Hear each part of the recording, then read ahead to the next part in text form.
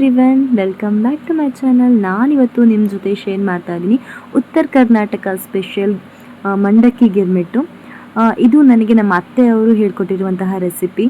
ಇದಕ್ಕೆ ನಾನು 2-3 ಸ್ಪೂನಷ್ಟು ಆಯಿಲ್ನ ಹಾಕ್ಕೊಂಡು ನೆಕ್ಸ್ಟ್ ಕಡಲೆ ಬೀಜನ ಹಾಕ್ಕೊಂಡು ಇದನ್ನು ಫ್ರೈ ಮಾಡ್ಕೊತಾ ಇದ್ದೀನಿ. ಹಾಗೆ 1 ಸ್ಪೂನಷ್ಟು ಸಾಸಿವೆನ ಹಾಕ್ಕೊತಾ ಇದ್ದೀನಿ. ಹಾಗೆ 1 ಸ್ಪೂನಷ್ಟು ಜೀರಿಗೆನ ಕೂಡ ಹಾಕ್ಕೊತಾ ಇದ್ದೀನಿ. ಸಾಸಿವೆ ಚಿಟಪಿಟ ಅನ್ನೋವರೆಗೂ ಇದನ್ನು ಚೆನ್ನಾಗಿ ಫ್ರೈ ಆದಮೇಲೆ ಇದಕ್ಕೆ 2-3 ಈರುಳ್ಳಿಯನ್ನು ಚಿಕ್ಕ ಚಿಕ್ಕದಾಗಿ ಕಟ್ ಮಾಡಿ ಇಟ್ಕೊಂಡಿದ್ದೆ. ಸೊ ಅದನ್ನು ಆ್ಯಡ್ ಮಾಡ್ಕೊತಾ ಇದ್ದೀನಿ. ಈರುಳ್ಳಿ ಹಾಗೆ ಸ್ವಲ್ಪ ಕರಿಬೇವಿನ ಸೊಪ್ಪನ್ನ ಕೂಡ ಹಾಕ್ಕೊಂಡು ಚೆನ್ನಾಗಿ ಫ್ರೈ ಮಾಡ್ಕೊಬೇಕು. ಈರುಳ್ಳಿ ಸ್ವಲ್ಪ ಸಾಫ್ಟ್ ಆಗೋವರೆಗೂ ಇದನ್ನು ಚೆನ್ನಾಗಿ ಫ್ರೈ ಮಾಡಾದಮೇಲೆ ಇದಕ್ಕೆ ನೆಕ್ಸ್ಟು ಟೊಮ್ಯಾಟೋನ ಆ್ಯಡ್ ಮಾಡ್ಕೊಬೇಕು. ಟೊಮ್ಯಾಟೊ ಕೂಡ 1-1.5 ನಿಮಿಷ ಇದನ್ನು ಚೆನ್ನಾಗಿ ಬೇಯಿಸಬೇಕು. ಹಾಗೆ ಅದಕ್ಕೆ ಹಸಿಮೆಣಸಿನ್ಕಾಯಿ ಕೂಡ ಹಾಕ್ಕೊತಾ ಇದ್ದೀನಿ. ಸೊ ಇದಿಷ್ಟು ಹಾಕಿ ಮೀಡಿಯಮ್ ಫ್ಲೇಮಲ್ಲೇ ಚೆನ್ನಾಗಿ ಫ್ರೈ ಮಾಡ್ಕೊಳ್ಳಿ. ನೆಕ್ಸ್ಟ್ ಇದಕ್ಕೆ ಮಸಾಲೆ ಪೌಡರ್ಸ್ನೆಲ್ಲ ಹಾಕ್ಕೊಬೇಕು. 1 ಸ್ಪೂನಷ್ಟು ಅರಿಶಿನ ಹಾಕ್ತಾ ಇದ್ದೀನಿ. ಹಾಗೆ ರುಚಿಗೆ ತಕ್ಕಷ್ಟು ಉಪ್ಪನ್ನ ಆ್ಯಡ್ ಮಾಡ್ಕೊತಾ ಇದ್ದೀನಿ. ನಾನಿಲ್ಲಿ 1.5 ಅಥವಾ 2 ಸ್ಪೂನಷ್ಟು ಉಪ್ಪನ್ನ ಹಾಕಿದ್ದೀನಿ.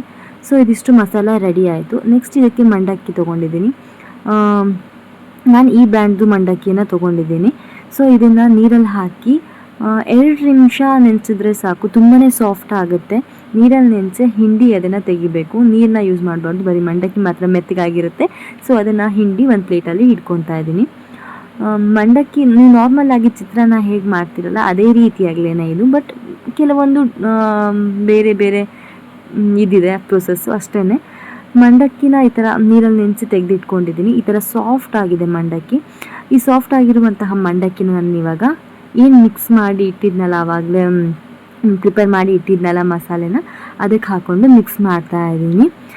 ಇಷ್ಟೇ ಅಂತಾನೆ ಅಂದ್ಕೊಬೇಡಿ.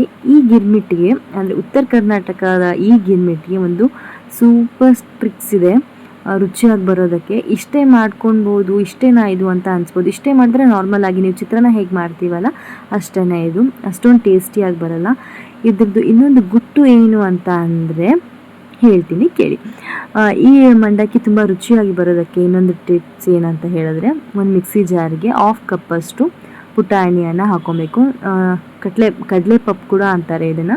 ಹಾಗೆ 1 ಸ್ಪೂನಷ್ಟು ಜೀರಿಗೆ, ಹಾಗೆ ಒಂಚೂರು ಹುಣಸೆಹಣ್ಣು, ಇದಿಷ್ಟು ಹಾಕ್ಕೊಂಡು ಚೆನ್ನಾಗಿ ಪೌಡರ್ ಮಾಡ್ಕೊಬೇಕು. ಈ ಪೌಡರ್ನ ಆ ಗಿರ್ಮಿಟ್ಗೆ ಹಾಕೋದ್ರಿಂದನೇ ಅದರ ಟೇಸ್ಟು ಇನ್ನೂ ಡಬಲ್ ಆಗುತ್ತೆ. ಈ ಪೌಡರ್ ಹಾಕೋದ್ರಿಂದ ತುಂಬಾ ರುಚಿಯಾಗಿ ಬರುತ್ತೆ. ಉತ್ತರ ಕರ್ನಾಟಕ ಸ್ಟೈಲ್ ಗಿರ್ಮಿಟ್ ಇದು.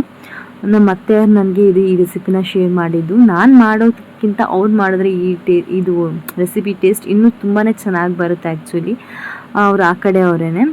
ಸೊ ಅದರಿಂದ ತುಂಬಾ ರುಚಿಯಾಗಿರುತ್ತೆ. ನೀವು ಕೂಡ ಈ ರೆಸಿಪಿನ ಟ್ರೈ ಮಾಡಿ.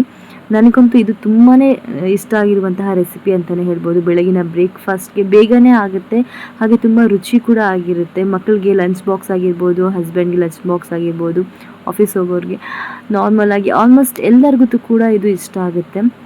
ಇದಂತೂ ನಾನು ಆದ ತಕ್ಷಣ ಬೇಗ ಬೇಗ ಪ್ಲೇಟ್ಗೆ ಹಾಕ್ಕೊಂಡು ತಿಂದ್ಬಿಡ್ತೀನಿ. ಹೇಗೆ ಆ ಪ್ಲೇಟ್ ಖಾಲಿ ಆಗುತ್ತೆ ಅಂತಲೇ ಗೊತ್ತಾಗಲ್ಲ. ತುಂಬಾ ರುಚಿಯಾಗಿ ಬರುತ್ತೆ.